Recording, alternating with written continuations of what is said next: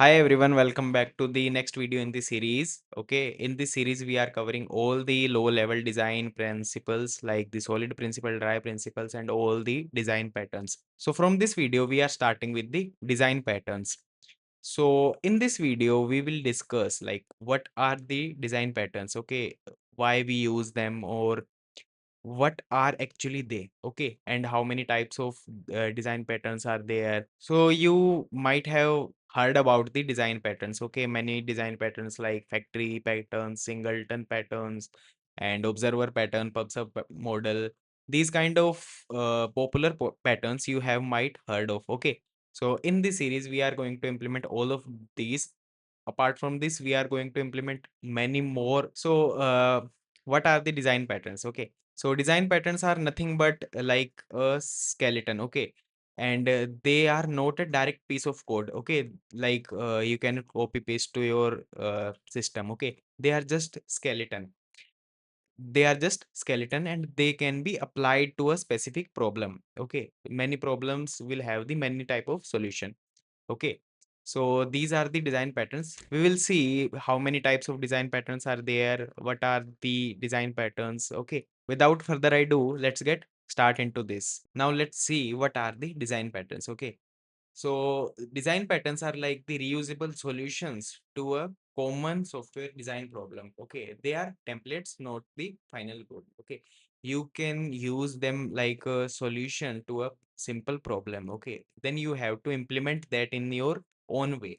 Okay, that is not the direct code that you can copy paste to your project or the software or application. Why we use design patterns in our industry? Design patterns like improve the code structure. It provides us the reusable solutions like as we discussed in the previous video.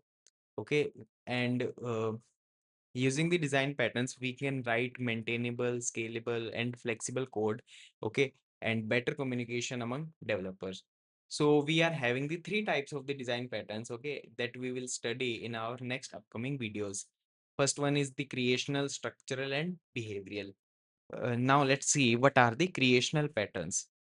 So creational patterns are focus on the object creation. Okay, the object should be created on the first time or it should be lazy loading, and these kind of thing would be handled in the creational patterns. Okay, examples of the creational patterns are like singleton pattern, factory pattern, and the builder pattern. Okay, so these are the common example that you might have heard about. Next are the structural patterns. So structural patterns are like deal with the object composition. In the structural patterns, like we modify how our code will communicate to another code.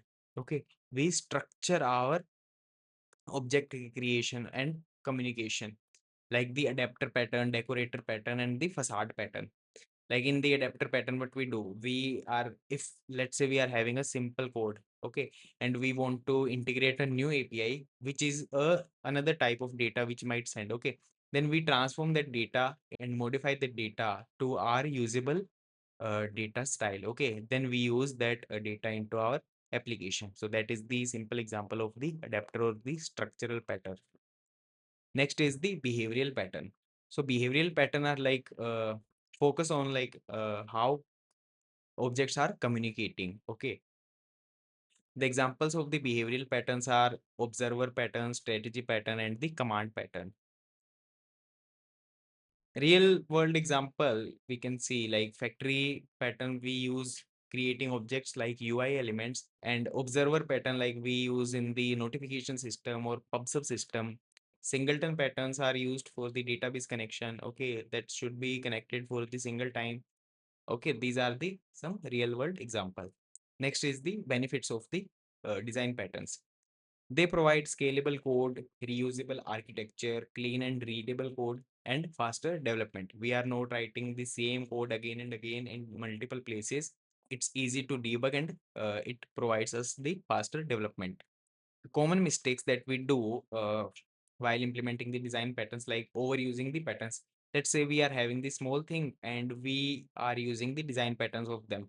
That single thing could be done in a single function, but we are using the design pattern then we end up with creating multiple files, multiple functions. Okay, so that creates over extra headache. Okay, and sometimes we use wrong patterns. Okay, the problem might require a new another pattern, and we use the another pattern, so that might be case, and making code complex unnecessarily. Okay, so that may be a mistake. Okay, while developing or the while implementing the design patterns. So we are at the conclusion. So design patterns make your code professional, scalable, and maintainable. That is the single thing that design patterns come with.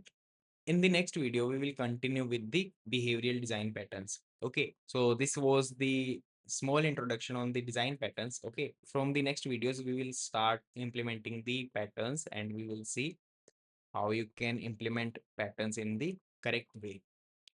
Yeah, thank you so much guys for watching this video. If you loved this video or if you are following this series, you can drop a comment. Okay, if you have not checked the series yet, okay, you can check it out in the from the description. Okay, so thank you so much guys for watching this video. I will see you in the next one.